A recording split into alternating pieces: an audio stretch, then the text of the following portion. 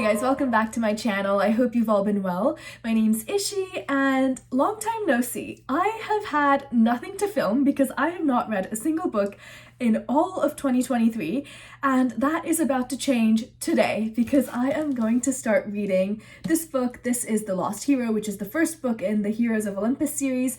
I have read this one and the second book before. I can't remember if I read it last year or the year before, and I also can't remember much of what happened in the book, so I have decided to reread this one and the second one before moving on to the third. Wish me luck. We're gonna stay realistic with our goals here and just stick with this one book instead of trying to read multiple ones, because honestly, this is enough for me at the moment. I mean, it's quite big.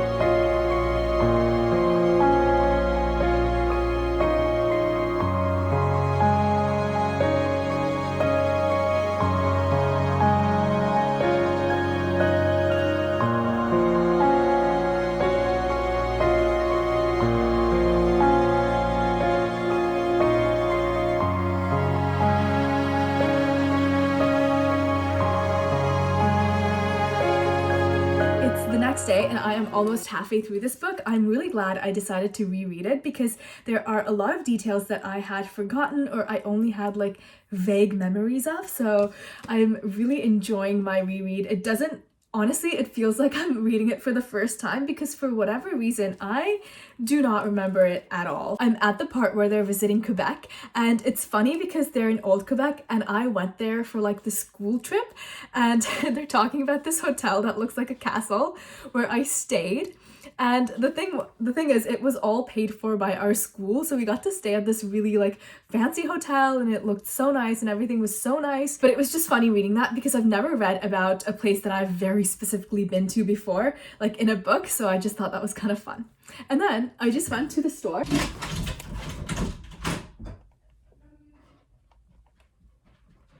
Anyway, I was just at the store and I saw this cutest little dessert that comes in this little heart-shaped ceramic bowl, and I thought this bowl was the cutest thing ever, so I bought it.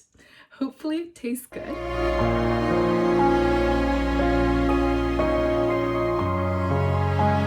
Hey guys, so it's been a couple days since the last time I filmed and I have finished my first read of the year, which is so exciting, and I'm so glad I reread this book because I might have mentioned this before, but I picked up on so many more details that I didn't really remember the first time around, and I loved it so much. I think I might even have loved it more this time than I did the last time.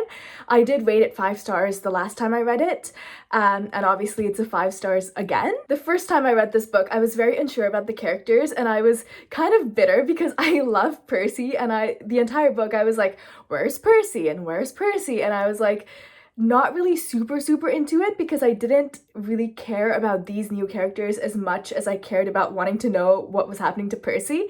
But I feel like this time around I already felt familiar with the characters, so I cared about them more, and like I love them so much, especially Jason. Like, he's so cool. I don't think I realized the first time I read this book how cool Jason really is. Like, I'm a big fan, honestly. And Piper, just, they're so cool. I love them. I just made eye contact with my neighbor. Like right at the window over there. Anyway, I'm super excited to read the next book, Son of Neptune, because I know it's from Percy's perspective and he goes to Camp Jupiter. And honestly, based on what I know of Camp Jupiter so far, I like it more than Camp Half-Blood. Like, I gotta be honest here, Camp Jupiter seems so much put together. I like it more. And it feels like a betrayal to say that, but I have to say it. I also don't remember the second book super well. I remember Percy showed up at Camp Jupiter and he fought a god. I don't remember who, like maybe it was Ares, but I'm not sure. And he met Hazel and he met Nico, who was gaslighting him the entire time and pretending that he didn't know who Percy was, which kind of infuriated me, not gonna lie, because I love Nico so much. I'm like, help a guy out here.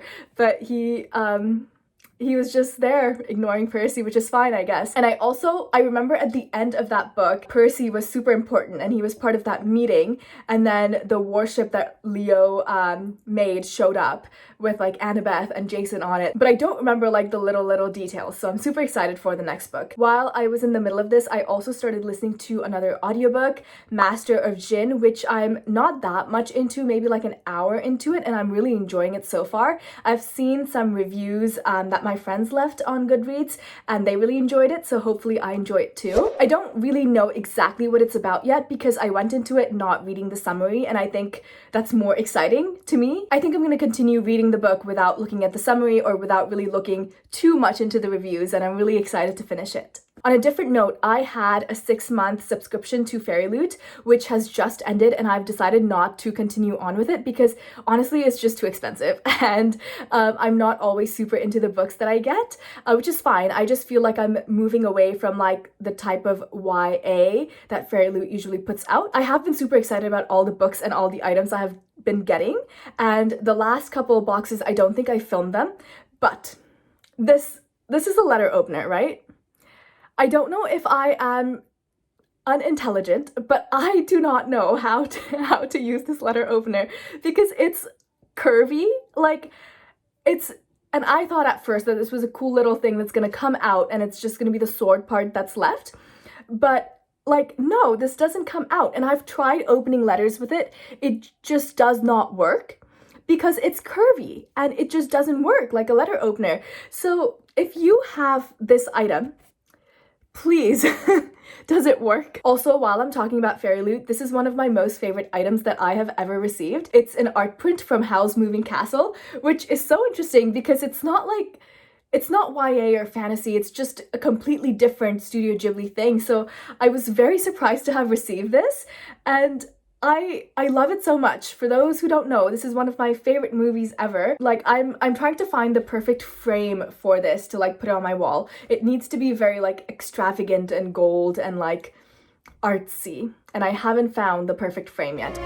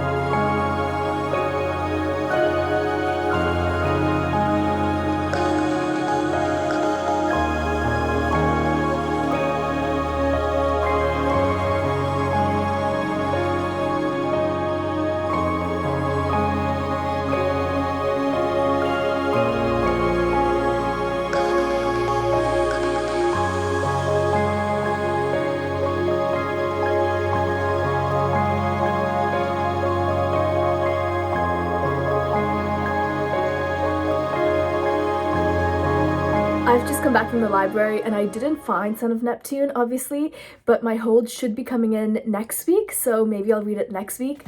I did end up getting this book. It's called In the Shadow of Lightning, and I have never seen it or heard of it before, but it just looked kind of cool and the summary sounded super interesting, and it's kind of exciting. It's about this guy named Demir who is an outcast. He fled a life of wealth and power, abandoning his responsibilities as a general, a governor, and a son, destined to live out his days as a grifter, rootless and alone. But then when his mother dies, he has to come back from exile and claim his seat at the head of the family and uncover the truth that got her killed. I love the whole wealthy person leaving behind their fortune and then having to come back to it and reclaim it sort of trope. I don't know if that's called a trope, but I kind of love that dynamic in books, so I'm super excited to read it.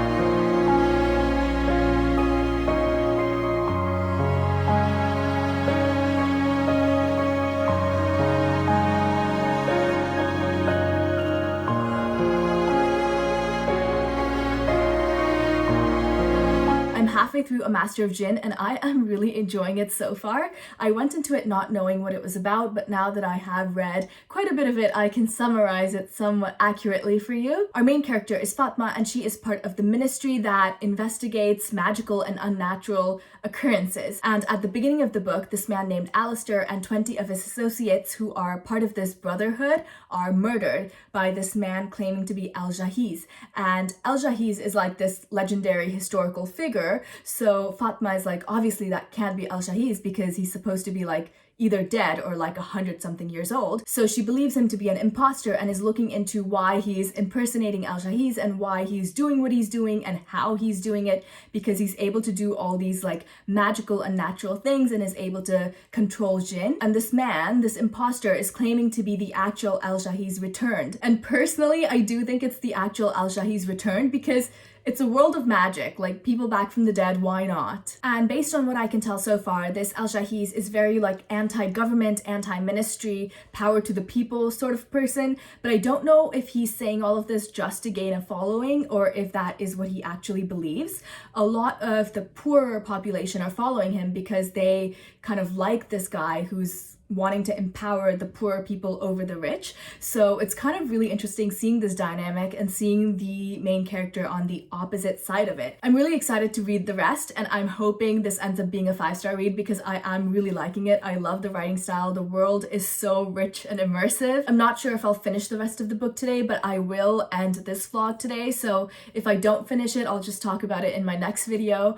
But hopefully I do get through quite a majority of it in this vlog still. So I didn't end up finishing A Master of Djinn. I still have like 6 more hours of the audiobook left. I am really enjoying it so far. It's getting more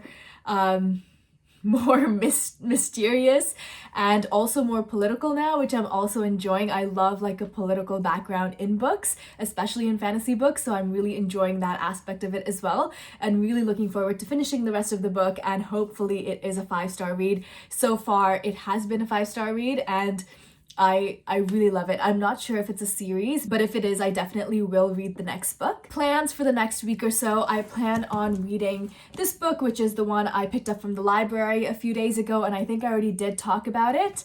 And I also want to get started on Hellbent, which is the second book after Ninth House by Leigh Bardugo.